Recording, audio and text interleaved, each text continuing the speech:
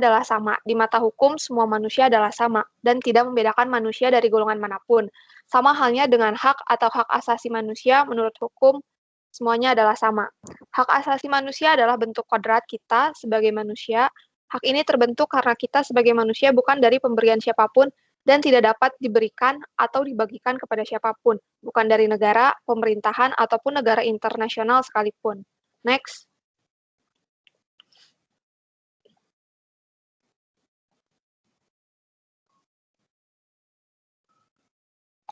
Selanjutnya ada konstitusi. Konstitusi dalam negara adalah sebuah sistem yang dibentuk oleh pemerintahan pada suatu negara dan biasanya dikodifikasikan dalam bentuk dokumentasi tertulis.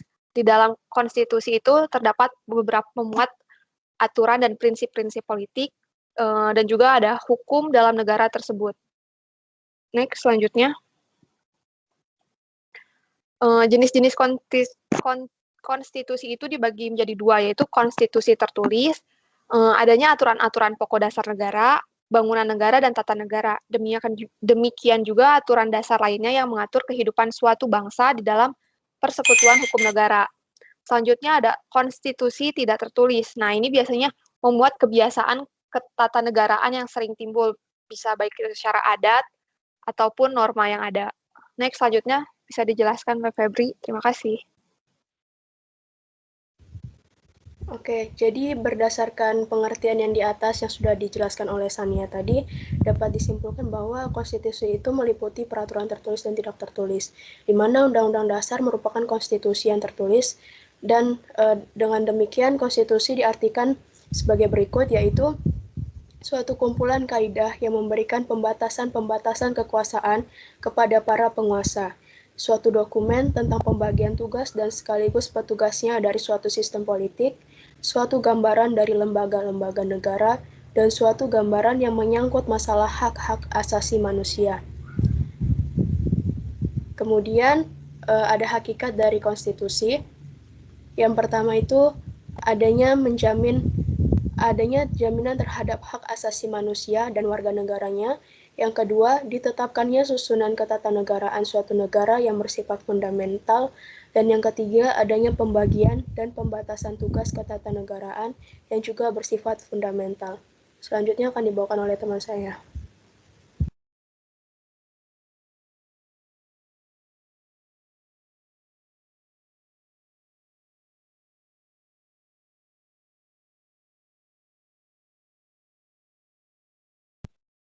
Pengertian hak asasi manusia. HAM adalah sebuah keistimewaan yang telah diberikan Tuhan berupa hak-hak yang dimiliki oleh setiap individu, dan hak tersebut harus dilindungi dan dijunjung tinggi keberadaannya, sehingga HAM memiliki karakteristik tertentu sebagai contoh bahwa setiap orang itu berhak untuk hidup dan memiliki kebebasan dalam memiliki jalan hidupnya, tanpa perlu merasa harus tunduk kepada kehendak orang lain. Salah satu pengertian HAM menurut ahli, yaitu menurut Miriam Budiarjo, HAM adalah hak yang dimiliki oleh setiap orang sejak ia lahir, dan tidak ada orang yang tidak memiliki hal tersebut. Hak tersebut bersifat universal tanpa adanya perbedaan, mau itu dalam hal gender, agama, suku, maupun dengan ras. Yang selanjutnya, ciri-ciri HAM akan dijelaskan oleh Grefildo. Baik, sebelumnya sudah dijelaskan oleh Geisha, teman saya, mengenai HAM itu apa. Dan di sini HAM itu mempunyai ciri-ciri ada 4, yaitu hakiki, tetap, universal, dan utuh. Hakiki itu maksudnya itu pasti dimiliki oleh setiap orang, dan dimiliki setiap orang itu bukan ketika dia sudah beranjak dewasa ataupun dia telah mendapatkan pendidikan tertentu, tapi hak HAM ini dimiliki sejak lahir. Terus HAM ini bersifatnya tetap dan tidak dapat dicabut. Maksudnya seperti apa? Jika HAM itu telah melekat pada diri manusia, maka hak tersebut akan tetap melekat sampai manusia tersebut atau individu tersebut mati. Terus yang ketiga sifatnya universal, yaitu berlaku dimanapun, untuk siapapun, dengan tidak mengenal mau itu batas negara ataupun itu di daerah ini atau daerah itu, HAM tetap akan berlaku. Karena selama ada manusia atau peradaban manusia, HAM itu akan tetap berlaku. Dan yang terakhir, itu adalah utuh, tidak dapat digolongkan. Contohnya seperti HAM orang kaya atau HAM orang miskin, itu tidak dapat digolongkan. Next slide, Febri.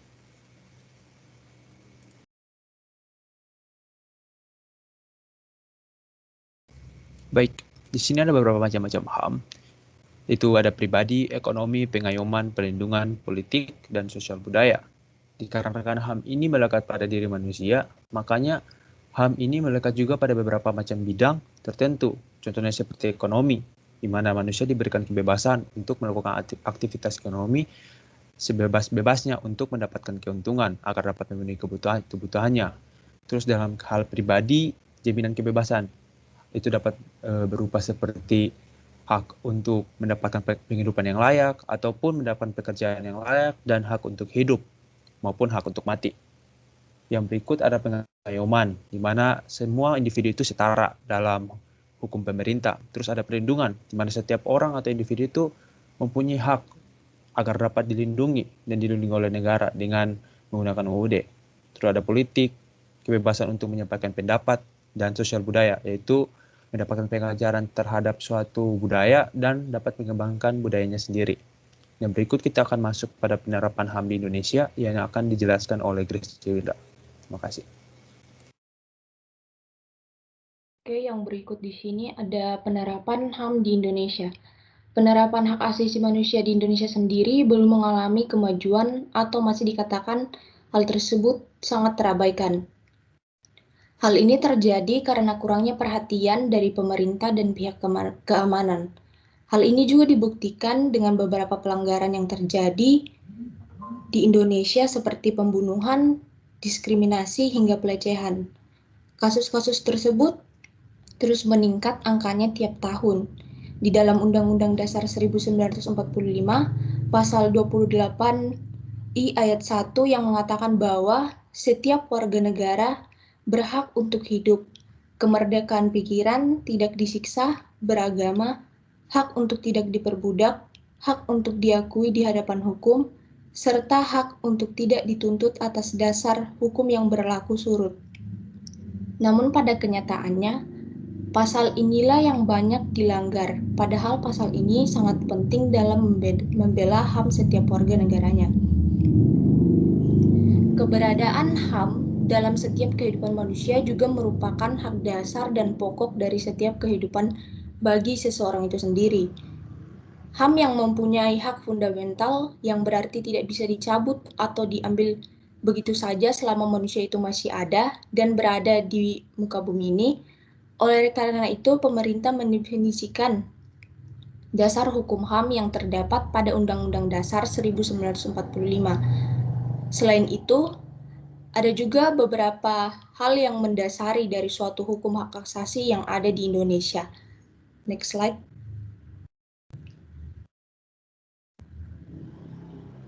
Yang pertama di sini ada Pancasila.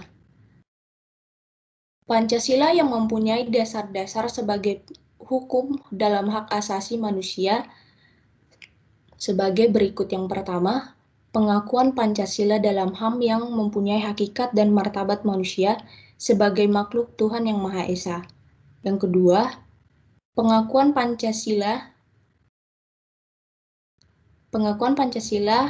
dalam HAM indikator bahwa kita sederajat dan sama dalam mengembangkan kewajiban dan memiliki hak yang sama serta menghormati sesama manusia tanpa membedakan keturunan, agama, kepercayaan, jenis kelamin, peringkat sosial, warna kulit, suku, dan bangsa. Kemudian yang berikut, selalu bekerja sama dan menghormati dan selalu berusaha bersama-sama. Kemudian yang keempat, mengembangkan sikap berani kepada diri sendiri dan umat manusia yang bertanggung jawab atas keadilan dan sikap adil dan jujur. Next slide.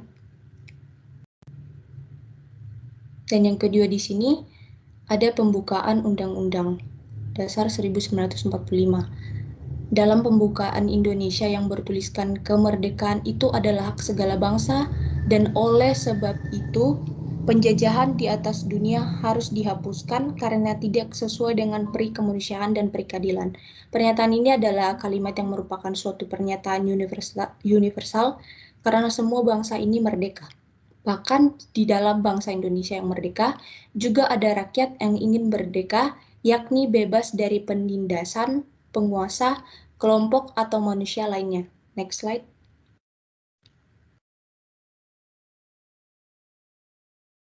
Yang ketiga di sini, batang tubuh. Dalam Undang-Undang Dasar 1945. Yang pertama di sini, persamaan keberadaan warga negara dalam hukum dan pemerintah. Dalam pasal 27 ayat 1, itu berbunyi, segala warga negara yang berada di dekatnya, di dalam hukum dan pemerintahan dan wajib menjunjung hukum dan pemerintah itu dengan tidak ada kecualinya. Dan yang kedua, hak atas pekerjaan dan penghidupan yang layak dalam pasal 27 ayat 2, yaitu berbunyi, tiap-tiap warga negara berhak atas pekerjaan dan penghidupan yang layak bagi kemanusiaan. Dan yang ketiga, kemerdekaan berserikat dan berkumpul dalam pasal 28, yaitu setiap orang berhak untuk hidup serta berhak hidup dan kehidupannya. Next slide.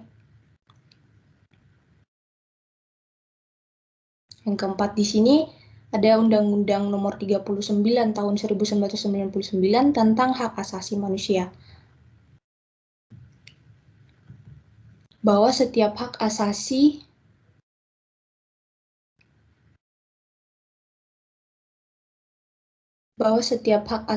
seseorang menimbulkan kewajiban dan tanggung jawab untuk menghormati HAM orang lain serta timbal balik.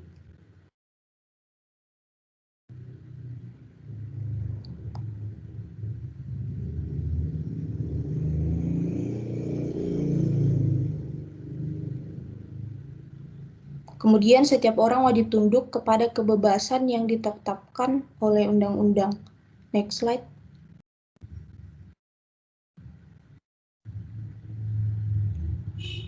Yang kelima di sini Undang-Undang Nomor 26 Tahun 2000 tentang Pengadilan Hak Asasi Manusia.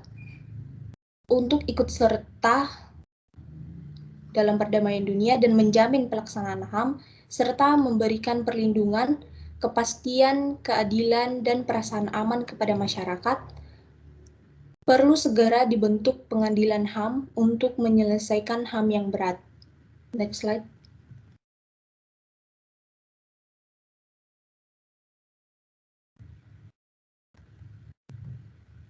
Dan yang terakhir di sini, hukum internasional tentang HAM yang telah diratifikasi negara Republik Indonesia. Hak asasi manusia yang mempunyai pengakuan dari hukum internasional yang telah mendapatkan ratifikasi dari negara Indonesia.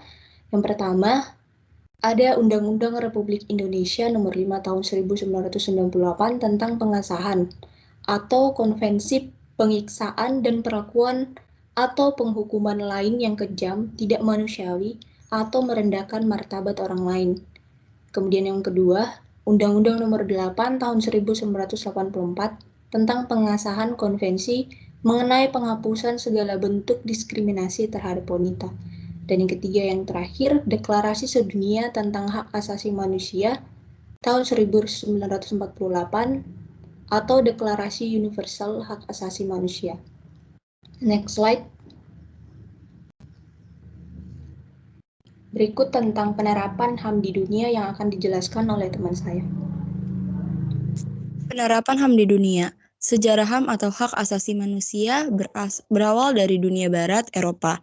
Seorang filsuf Inggris pada abad ke-17, John Locke, merumuskan adanya hak alamiah natural right yang melekat pada setiap manusia, yaitu hak atas hidup, hak atas kebebasan, dan hak milik. Pada masa ini, hak masih terbatas pada bidang sipil atau pribadi dan bidang politik.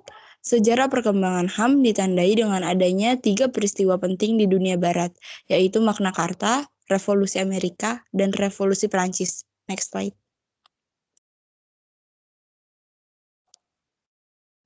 Yang pertama, Magna Carta. Piagam perjanjian antara Raja John dan Inggris dengan para bangsawan disebut Magna Carta. Isinya adalah pemberian jaminan beberapa hak oleh raja kepada para bangsawan beserta keturunannya, seperti hak untuk tidak dipenjarakan tanpa adanya pemeriksaan pengadilan. Jaminan itu diberikan sebagai balasan atas bantuan biaya pemerintahan yang telah diberikan oleh para bangsawan. Sejak itu, jaminan hak tersebut berkembang dan menjadi bagian dari sistem konstitusional Inggris. Next slide. Yang kedua, Revolusi Amerika pada tahun 1776. Perang kemerdekaan rakyat Amerika Serikat saat melawan penjajahan Inggris disebut Revolusi Amerika. Declaration of Independence, Deklarasi Kemerdekaan, dan Amerika Serikat menjadi negara merdeka pada tanggal 4 Juli 1776. Next slide. Revolusi Prancis pada tahun 1789. Revolusi Prancis adalah bentuk perlawanan rakyat Prancis kepada rajanya sendiri yang telah bertindak sewenang-wenang dan absolut. Declaration the Rights of Forms at the Situation, pernyataan hak-hak manusia dan warga negara dihasilkan Revolusi Prancis. Next slide. Selanjutnya akan dijelaskan oleh teman saya.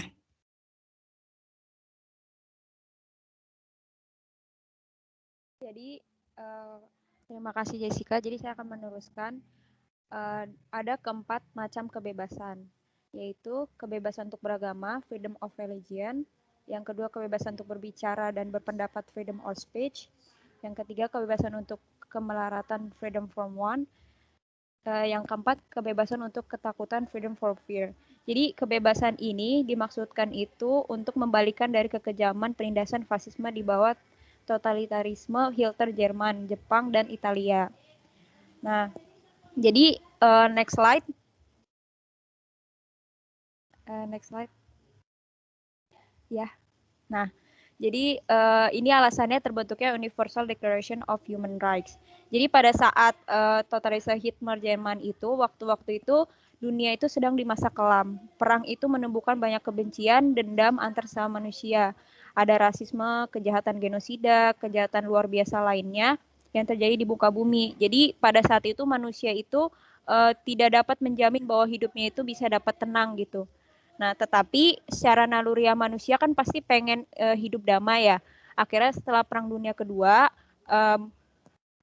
Perang Dunia Kedua, HAM itu diakui secara internasional melalui United Nations Organization, UNO alias PBB yang menjamin payung atas banyak negara dari beberapa benua.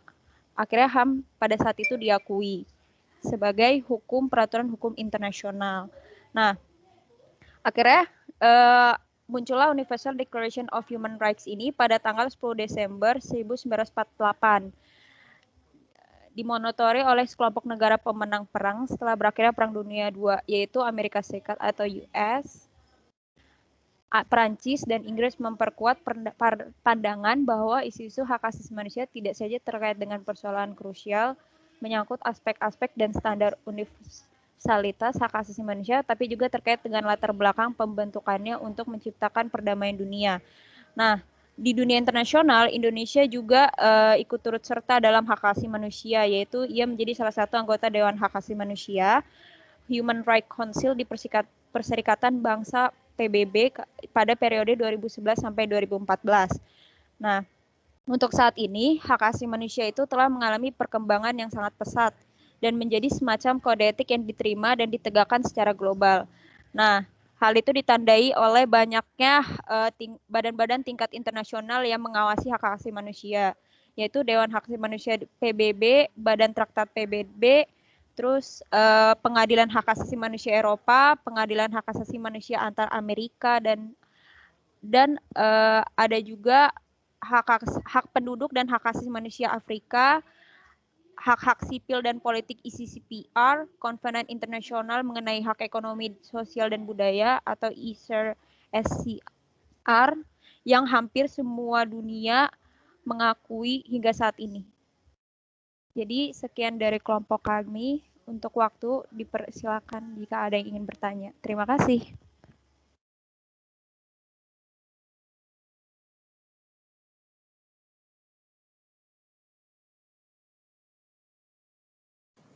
Boleh teman-teman pertanyaannya.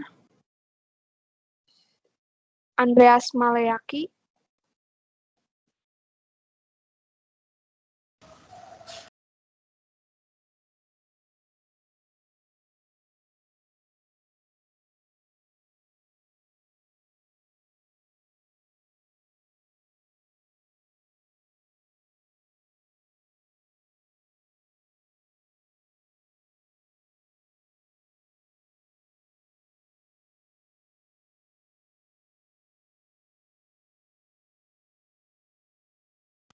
Saya akan menjawab pertanyaan Andreas Maleaki. Pertanyaannya, apa contoh dari konstitusi tertulis dan tidak tertulis? Sebenarnya tadi udah dijelaskan, contoh dari konstitusi yang tertulis itu yang pertama adalah UUD 945. Contohnya menjadikan konstitusi Indonesia sejak 18 Agustus 1945 sehari setelah proklamasi kemerdekaan. Jadi apa yang dimuat dalam UUD itu adalah contoh konstitusi tertulis.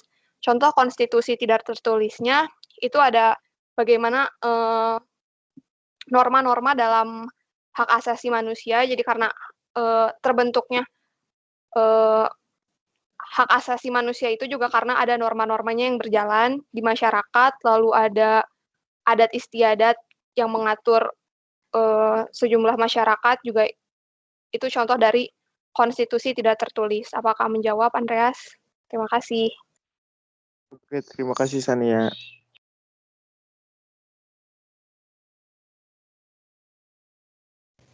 Baik, saya akan menjawab pertanyaan dari Jason Ravela mengenai HAM di suatu negara itu bisa diintervensi oleh negara lain. Dan dia mengambil contoh yaitu kasus pelanggaran HAM di Xinjiang. Menurut kelompok kami, kebijakan HAM dari suatu negara itu mengintervensi oleh negara lain, diintervensi oleh negara lain itu kalau menurut saya bisa. Kenapa? Karena dalam dunia internasional sekarang itu yang dijunjung paling tinggi itu moralitas, kebebasan individu, dan terjadi demokrasi liberal. Dan seperti kita lihat bahwa kebanyakan dari negara itu sifatnya demokratis. Dan dengan sifat yang seperti ini itu membuat kepentingan yang sebelumnya masih mementingkan diri sendiri itu kita mempunyai kepentingan yang sama. Akibatnya jika contohnya seperti kasus yang terjadi di Myanmar itu atau dengan pelanggaran HAM di Xinjiang ini itu dapat menggerakkan kita. Maksudnya ada beberapa gerakan social movement gitu yang mungkin menganggap bahwa pelanggaran tersebut bukan sekedar pelanggaran yang merupakan masalah nasional, tapi itu merupakan masalah internasional. Kenapa? Karena itu dengan adanya hukum internasional dan juga sistem internasional kita yang menjunjung tinggi moralitas dan hak asasi setiap individu maupun kebebasan individu, maka ini yang menyatukan kita gitu. Apakah jawaban saya dapat diterima, Jason? Baik, Grefildo bisa. Terima kasih. Saya izin menjawab untuk pertanyaan Tasya Afriela tentang apakah HAM ini masih berlaku saat dalam keadaan perang. Untuk pelanggaran HAM dalam peperangan sendiri, kalau untuk di Indonesia sendiri, perang itu sudah memiliki rambu-rambu atau ketentuan seperti dalam Undang-Undang Nomor 59 tahun 1958 tentang ikut serta negara Republik Indonesia dalam seluruh konvensi Jenewa tanggal 12 Agustus 1949. Dan kalau pertanyaannya, jika orang-orang yang terlibat tersebut meninggal karena perang, dalam peperangan sendiri jika misalkan antara tentara dan mungkin para pemberontak ya, misalkan mereka dapat ditembak mati jika hal tersebut mengganggu keamanan dalam negara tersebut. Jadi kalau untuk masalah hak untuk hidup sendiri, tapi jika dianya sendiri mengganggu keamanan negara atau mengganggu kenyamanan suatu negara, dia berhak untuk diberikan hukuman seperti itu. Dan untuk kalau misalkan hak untuk pribadinya dia sendiri, mungkin lebih ke tidak diperlakukan seperti hewan ya. Misalkan kayak setelah selesai ditembak mati seperti itu, dia tidak hanya diletakkan seperti itu saja. Mungkin ada sisi kemanusiaan orang lain juga ya, di mana ya mungkin dikuburkan secara layak seperti itu. Apakah jawaban ini diterima, Tasya? Ya, makasih Grace. Sih. Selanjutnya saya akan menjawab pertanyaannya Joshua dulu ya. Cara mensosialisasikan hak asasi manusia kepada masyarakat yang memiliki kepercayaan rendah itu, aparatur hukum harus mengakrabkan penegakan HAM tersebut di kehidupan sehari-hari masyarakat, seperti melalui edukasi penting penegakan HAM di setiap institusi pendidikan di negara tersebut, media massa yang berlaku di negara tersebut.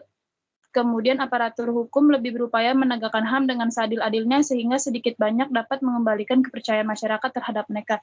Jadi pemerintahan juga seharusnya memberikan contoh untuk memberikan keadilan yang sesuai bagi setiap masyarakat yang melanggar hukum.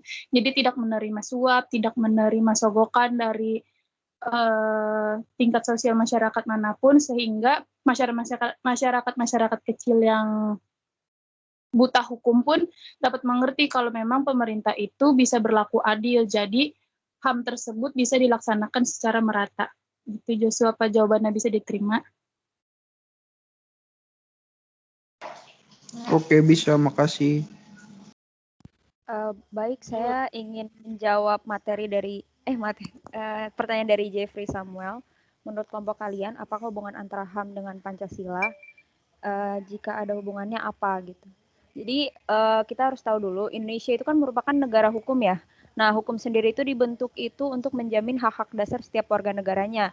Nah, sama dengannya hak asasi manusia itu dibentuk untuk menjamin hak-hak dari setiap manusia itu sendiri. Nah, jadi HAM Indonesia itu sangat berhubungan dengan Pancasila sebagai dasar negara. Nah, karena kita tahu Pancasila itu kan fundamental negara ya.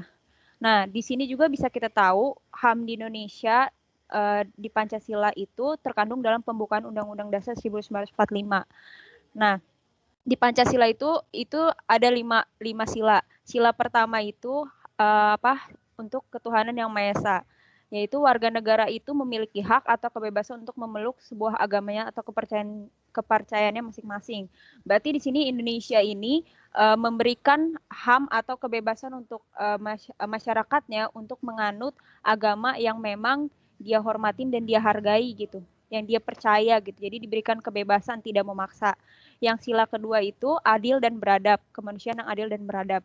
Nah, jadi di mana Indonesia itu menjamin bahwa warga negara Indonesia itu seluruhnya ini memiliki hak yang sama rata. Nah, di mana memiliki kedudukan yang sama dalam hukum. Dan menjamin bahwa rakyatnya itu mendapat perlindungan hukum sesuai dengan Undang-Undang Dasar.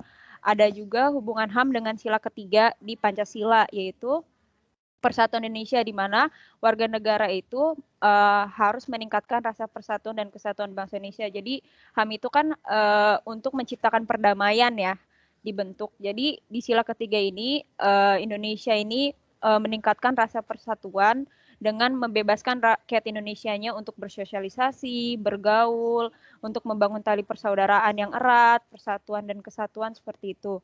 Nah, untuk sila keempat berbunyi kerakyatan yang dipimpin oleh hikmat kebijaksanaan dalam permusyawaratan perwakilan.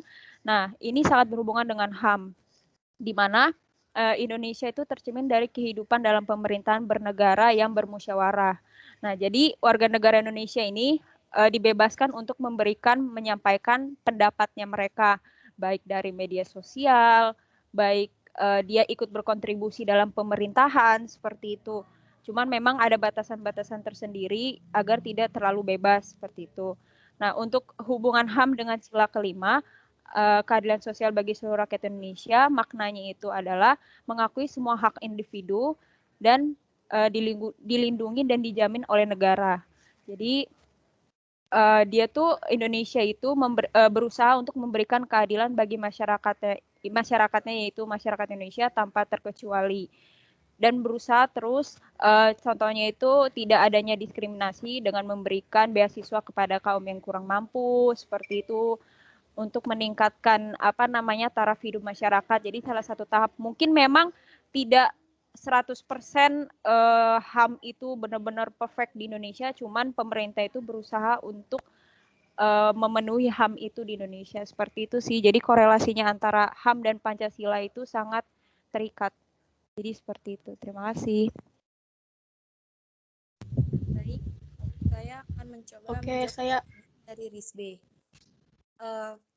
Di sini Risbe bertanya tindakan HAM yang kita sebagai mahasiswa di kampus. Kalau dari saya sendiri itu kita juga bisa nih untuk mempublikasikan sebuah poster dengan tulisan tata tertib tanpa anarkis, terus kayak melalui majalah kampus juga bisa, surat kabar, terus dapat juga dikirim ke lembaga pemerintah. Terus kita juga bisa mendukung upaya negara dalam menindak tegas para pelaku pelanggaran HAM dengan tidak melanggar peradilan HAM. Terus bisa juga dengan memberikan bantuan kemanusiaan yang berbentuk makanan, pakaian, obat-obatan, atau tenaga medis yang bisa didapat dari pengumpulan dan penyaluran bagi berbagai bantuan kemanusiaan. Seperti itu. Apakah menjawab Risbe?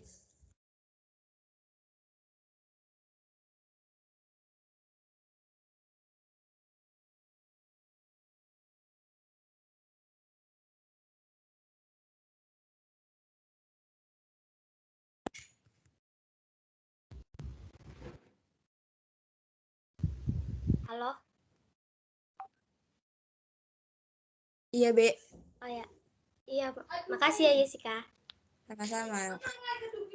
Oke, saya akan menjawab pertanyaan dari Pinkan mengenai diskriminasi HAM di dalam dunia kesehatan. Jadi, kalau dikaitkan sama pandemi global COVID-19 ini, itu tuh nggak boleh atau nggak bisa menjadi alasan bagi setiap negara untuk membuat kebijakan yang bersifat represif dan bisa melanggar HAM. Sebaliknya, itu tuh harusnya menjadi evaluasi kembali untuk melihat peristiwa COVID-19 yang dimana itu sebagai isu kesehatan publik yang berdampak pada isu kesejahteraan sosial. Terlebih dalam mengeluarkan kebijakan di mana negara itu harus berpikir panjang mengenai dampak jangka panjang terhadap kebebasan sipil di masyarakat pasca pandemi, usai sebab ancaman yang nyata ialah virus bukan warga negara. Jadi di sini negara itu wajib mengupayakan perbaikan semua aspek kesehatan lingkungan dan industri, pencegahan, pengobatan, dan pengendalian segala penyakit menular, baik itu endemik atau penyakit yang lainnya berhubungan dengan pekerjaan, dan juga menciptakan kondisi-kondisi yang akan menjamin semua pelayanan dan perhatian medis, di mana kelompok-kelompok yang rentan seperti balita atau orang yang usianya lanjut, penyandang disabilitas, di mana mereka ini juga harus wajib diberikan perlindungan secara khusus. Bagaimana Pinkan, apakah menjawab? Baik, terima kasih Febri. Baik, saya akan mencoba menjawab pertanyaan dari Trimides. Di sini yang saya tahu untuk melakukan pencegahan agar tidak melakukan HAM itu kayak kita pertama itu bisa menyebarluaskan prinsip-prinsip yang terdapat dalam HAM kepada masyarakat.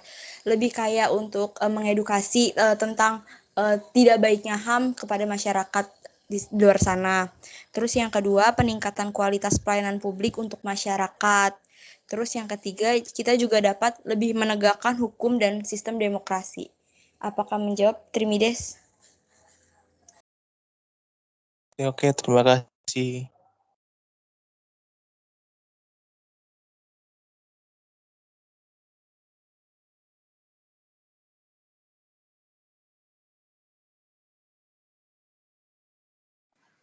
Selanjutnya ada pertanyaan dari Michelle Devani. Pertanyaan tentang kaum LGBT dan aborsi karena pilihan selalu mengedepankan orientasi seksual sebagai hak asasi mereka. Menurut kalian LGBT dan aborsi karena pilihan termasuk dalam HAM atau tidak? Kalau iya alasannya apa? Kalau tidak alasannya apa? Yang pertama kita juga harus melihat apa prinsip-prinsip dari HAM itu. Yang pertama prinsip prinsip dalam HAM itu dia memiliki prinsip kebebasan dan prinsip persamaan. Artinya prinsip kebebasan itu mereka bebas serta dalam kehidupan politik, kebebasan berbicara, kebebasan pers, kebebasan memeluk agama, kebebasan menjadi diri sendiri, kebebasan dan penangkapan dan penahanan yang sewenang-wenang. Berarti karena ada prinsip untuk mereka menjadi kebebasan diri sendiri, sebenarnya secara mereka untuk hidup secara bebas itu boleh aja kaum LGBT. Tapi dilihat juga dari sisi Indonesia sendiri, budayanya Indonesia sendiri yang tidak mengedepankan bagaimana hidupnya di Barat dengan di Indonesia itu berbeda. Kita juga harus memperhatikan nilai-nilai yang ada di Indonesia, bagaimana normanya di Indonesia. Tapi untuk secara mereka apakah mereka termasuk ke dalam hak asasi manusia itu sebenarnya masuk. Begitu loh, Michelle. Maaf kalau kurang menjawab. Baik, terima kasih Sania. Selanjutnya teman-teman, karena keterbatasan kelompok kami dan waktu juga, mungkin sekian dari pertanyaan sesi jawabnya. Mohon maaf kalau tidak menjawab semua pertanyaan. Terima kasih. Bisa dikembalikan ke Bapak dosen.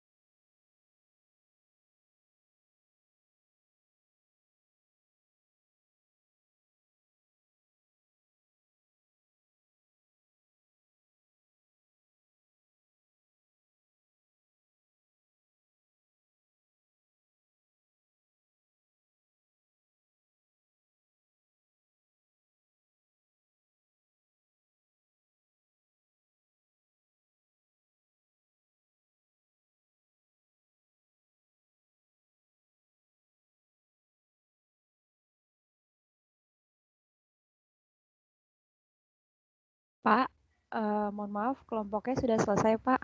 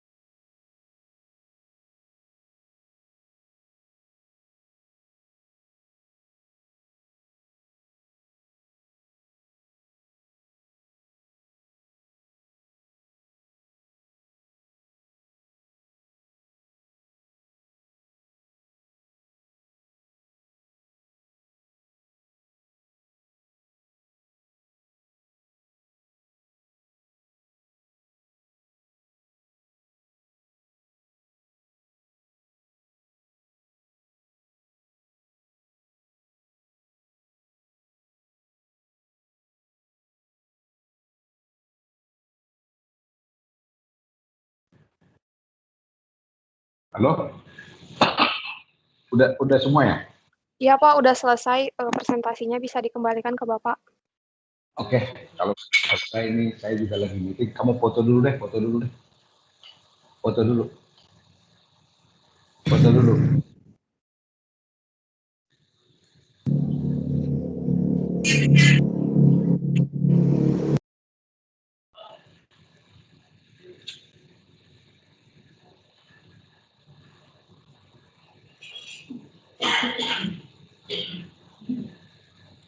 Langsung kirimkan lagi fotonya.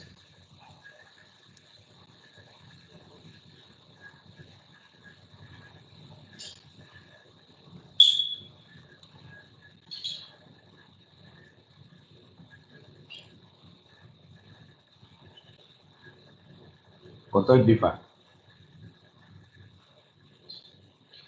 Diva foto ya. Baik Pak.